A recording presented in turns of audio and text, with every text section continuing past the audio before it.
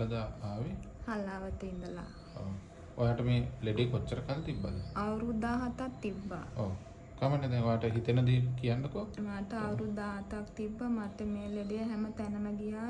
ඉංග්‍රීසි බේත් අවුරුදු 12ක් කරා. ඒත් මට ගුණයක් නැහැ. එයාලා කිව්වේ පාලනය කරන්න විතරයි කියලා පුළුවන් කියලා විතරයි. රෝගය? මේ රොමටෝ ආර්ථ්‍රයිටිස් තිබ්බේ. ඔව්. එයාලා හොඳ කරන්න පුළුවන් කියලා කිව්වේ නෑ. එයාලා කිව්වේ පාලනය කරන්න විතරයි පුළුවන් කියලා. ඒත් මං සිංහල බෙහෙත් 3 පළකින් කරා කවදාකවත් එයාලත් හොඳ කරේ නෑ මාව. මම මෙතන හොයාගෙන YouTube එකෙන් බලලා හැබැයි මම මෙතනින් සති 2යි බෙහෙත් කරේ. සතියක් යනකොට මට 150ක් විතර ගුණයක් තියෙනවා. සෑහෙන ගුණයක් තියෙනවා. මම ඒකින්ද ගොඩාක් විශ්වාස කරලා බෙහෙත් දෙවෙනි පාරක් බෙහෙත් ගන්නවා. මේ දැනෙන්නේ කොහොමද මාව? මට ඇත්තට වෙද මහත්තයා දැනෙන්නේ මේ පිට දෙවියෙක් කියලා තමයි. ඇත්තටම මම ගොඩක් විශ්වාස කරනවා. මට වෙද මහත්තයා ගොඩක්